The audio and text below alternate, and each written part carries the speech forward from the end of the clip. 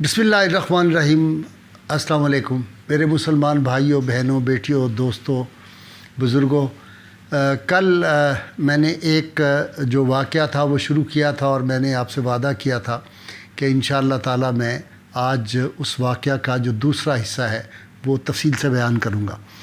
رسول اللہ صلی اللہ علیہ وسلم ہجرت فرما رہے تھے جب، اور سیدہ ام معبد رضی اللہ تعالی عنہ کے وہ جو کاشانہ پاک میں آپ تشریف لے گئے، اور وہ بکری کا آپ نے دودھ دوہا، اور پھر اپنے ساتھیوں کو، سیدنا صدیق اکبر کو، عامر بن فہیرہ جو سیدنا صدیق اکبر کے خادم خاص تھے، اور ساتھ ایک جو گائیڈ تھا عبداللہ بن عریقت جو راستوں سے واقف تھا، ان سب کو آپ صلی اللہ علیہ وسلم نے وہ جو بکری بالکل بیمار لاغر جو چل نہیں سکتی تھی، دودھ کا نام و نشان نہیں تھا، آپ صلی اللہ علیہ وسلم کے دستے اقدس کی برکت سے اس کے تھن بھر گئے، اتنا دودھ ہوا کہ سب نے پی لیا، دل بھر کے سب نے پیا، جی بھر کے پیا۔ اور اس کے بعد سیدہ ام معبد جو تھی، ان کے وہ جو تھے گھر کے برتن بھی بھر گئے دودھ سے۔ یا ایک بات میں عرض کروں کہ آپ صلی اللہ علیہ وسلم نے جس درخت کے نیچے آپ نے وضو فرمایا تھا، وہ چھوٹا سا درخت تھا بالکل، اور آپ نے وہاں پہ وضو فرمایا، کلی مبارک فرمائی۔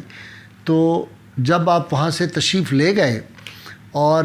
جو ابو معبد رضی اللہ تعالیٰ عنہ، یہ اس واقعہ کے بعد دونوں میاں بیوی حضرت ام معبد اور ابو معبد جو تھے وہ مسلمان ہو گئے تھے۔ تو وہ جب تشریف لائے تو انہوں نے آ کے اپنی اہلیہ سے پوچھا کہ یہ آج گھر میں ایک تو خوشبو بہت زبردست قسم کی آ رہی ہے، اور ایک خاص قسم کی روشنی ہے ہمارے گھر میں، تو یہ دودھ کہاں سے آیا؟ یہاں تو کوئی بکری تھی نہیں، یہ تو بیمار بکری تھی۔ انہوں نے کہا میں آپ کو کیا بتاؤں کہ ایک ایسے نور چہرے والے آئے تھے، ایسے برکت والے، اور خاص طور پہ بہت خوبصورت بات کی، کہا ایک خوشبودار ہستی یہاں پہ آئی تھی آج ہمارے گھر، ایسی نور والی ہستی آئی تھی، جنہوں نے آ کے وہ سارا واقعہ بیان کیا انہوں نے، کہ اس طرح انہوں نے بکری جو تھی اس کو ہاتھ جب اپنا دست اقدس لگایا، اس کے تھن دیکھے دودھ سے بھر گئے، دیکھے اس کی صحت اچھی ہو گئی ہے۔ اور پھر انہوں نے غور سے دیکھا تو جو ان کے کاشانہ جھونپڑی کے سامنے وہ جو چھوٹا سا پودا تھا، چھوٹا سا درخت، وہ ایک تناور درخت بن چکا ہوا تھا، جس طرح بیری کا درخت ہوتا ہے اس طرح اتنا بڑا درخت بن گیا ہوا تھا۔ وہ بھی اس مسئلے میں بڑے حیران ہوئے کہ یہ درخت، اور وہ درخت جو ہے وہ 14 صدیوں سے موجود الحمدللہ وہاں پہ ہے۔ اس درخت کی تاثیر کیا ہے، اس پہ میں الگ سے ایک پروگرام کروں گا کسی وقت انشاءاللہ تعالیٰ، آپ کو بتاؤں گا کہ اس درخت کی لکڑی کی اللہ تعالیٰ نے اس کے اندر کیا تاثیر مبارک رکھی ہے۔ تو جب وہ آئے اور انہوں نے کہا کہ اچھا مجھے ان کا حلیہ بتاؤ، تو سیدہ ام معبد رضی اللہ تعالیٰ عنہا نے ان کا رسول اللہ صلی اللہ علیہ وسلم کا حلیہ بتانا جو شروع کیا، تو انہوں نے کہا کہ میں نے آج جس ہستی کا دیدار کیا ہے ان کی چمک دمک نمایاں تھی، اور چہرہ انور ان کا کشادہ اور روشن تھا، جسم کے اعضاء میں مکمل تناسب تھا اور موزونیت کاملہ تھی، نہ ان کے پیٹ بڑھ جانے کا کوئی عیب لاحق تھا، نہ سر اور گردن کے چھوٹے ہونے کا کوئی نقص تھا۔ وہ انتہائی حسین و جمیل تھے، آنکھیں سیاہ اور موٹی تھیں، پلکیں گھنی تھیں اور دراز تھیں، آواز بلند اور گرجدار تھی، رنگت سفید تھی، آنکھیں سرمگی تھی، لگتا ہے کہ سرما ڈالا ہوا ہے آنکھوں میں، بھویں باریک اور لمبی اور باہم ملی ہوئی تھی، بال سخت سیاہ تھے اور گردن مبارک طول اور لمبائی میں تھی، داڑھی مبارک گھنی تھی، جب سکوت اور خاموشی اختیار کرتے تو شان و وقار نمایاں ہو جاتا، اور چہرہ مبارک پر رونق اور بہار نظر آتی تھی۔ ان کی گفتار پروئے ہوئے موتی معلوم ہوتی تھی، جب وہ گفتار کرتے تھے تو لگتا تھا کہ موتی نکل رہے ہیں، اور جو یکے بعد دیگرے نیچے گر رہے ہیں، یعنی الفاظ نہیں تھے آپ کے جو ہونٹ مبارک سے ادا ہو رہے تھے زبان مصطفیٰ سے، گویا وہ موتی نکل رہے تھے، اور باتوں میں شہد سی مٹھاس تھی، اور کلام مقصد پر دلالت میں واضح اور مقصد کے مطابق تھا۔ ان کی جو گفتگو تھی نہ بالکل مختصر،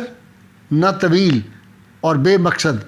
دور سے دیکھیں تو سب سے بلند قامت اور خوبصورت، اور قریب سے دیکھیں تو سب سے شیریں اور حسین ترین نظر آتے تھے۔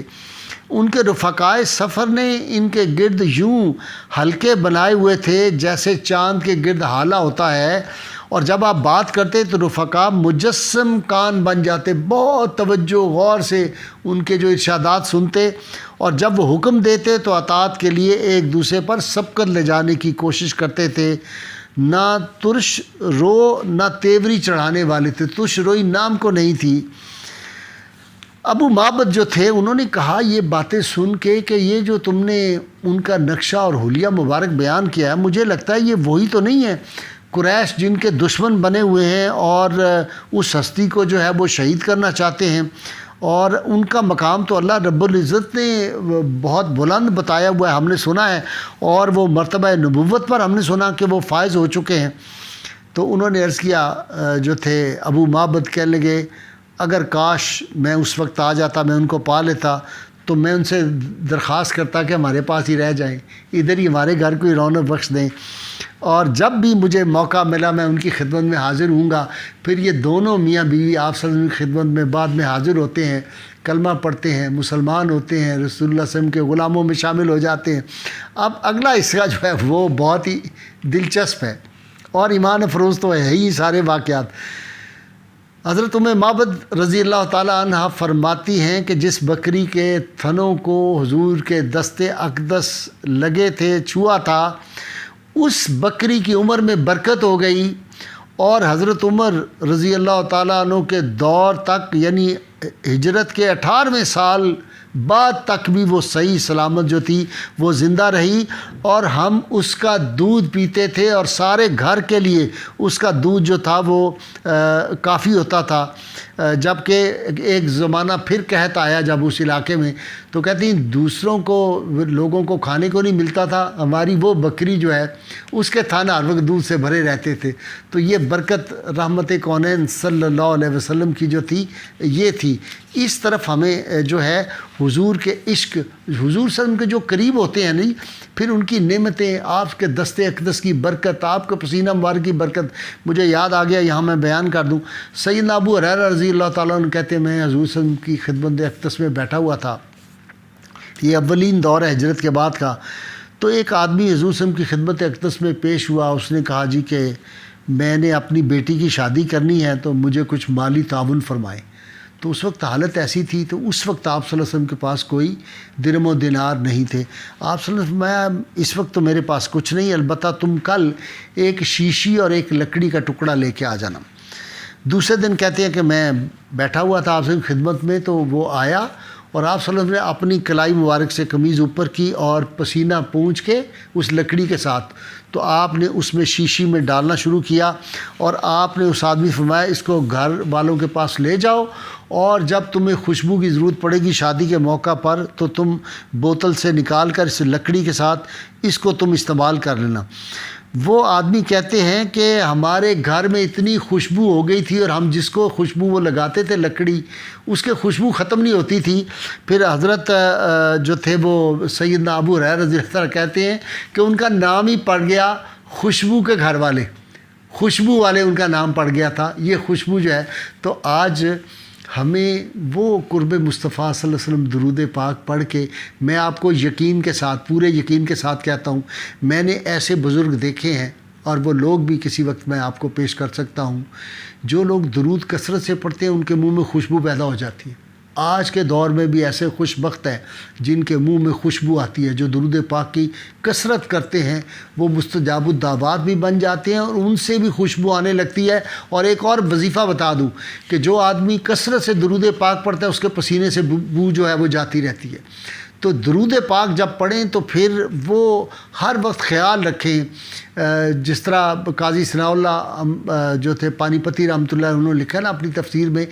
کہ حضرت سعید بن مسیب رضی اللہ تعالیٰ کے حوالے سے کہ آپ صلی اللہ علیہ وسلم کی امت جو ہے ہر روز آپ پہ پیش کی جاتی ہے، آپ ہر امتی کو یہاں بھی پہچانتے ہیں، اور روز قیامت روز حشر بھی اپنے ہر امتی کو رسول اللہ صلی اللہ علیہ وسلم جو ہے وہ پہچانیں گے۔ تو ہمیں اور آپ کو جب صلی اللہ علیہ وسلم کی بارگاہ میں ہم پیش ہوں، حضور پہچانے، تو پھر وہ فرمائیں کہ یہ وہی ہے جو مجھ پہ درود پڑھتا تھا۔ آپ صلی اللہ علیہ وسلم کسی نے آپ صلی اللہ علیہ وسلم کے ساتھ نیکی کی ہو وہ کبھی جا نہیں سکتی۔ آپ سب سے زیادہ احسان کو لوٹانے والے ہیں۔ کائنات میں کسی کا احسان آپ صلی اللہ علیہ وسلم نے نہیں رکھا۔ سیدنا صدیق اکبر کے بارے میں فرمایا تھا کہ اللہ تعالیٰ، میں نے سب دنیا کے احسانوں کا بدلہ دے دیا، صدیق اکبر کے احسانوں کا بدلہ اللہ تعالیٰ ان کو روز قیامت دے گا۔ اللہ تعالیٰ ہمیں اور آپ کو درود پاک پڑھنے کی، رسول اللہ صلی اللہ علیہ وسلم کی بارگاہ کے آداب، صحابہ کرام، اہل بیت، اطہار اولیاء کرام کا ادب کرنے کی توفیق عطا فرمائے۔ اور وہ جو امام احمد رضا رحمۃ اللہ علیہ کا شعر یاد آ رہا ہے، وہ کمال حسن حضور ہے کہ گمان نقص جہاں نہیں، یہی پھول خار سے دور ہے، یہی شمع ہے کہ دعا نہیں۔ پاکستان کا مطلب کیا؟ لا الہ الا اللہ محمد رسول اللہ صلی اللہ علیہ وآلہ وسلم۔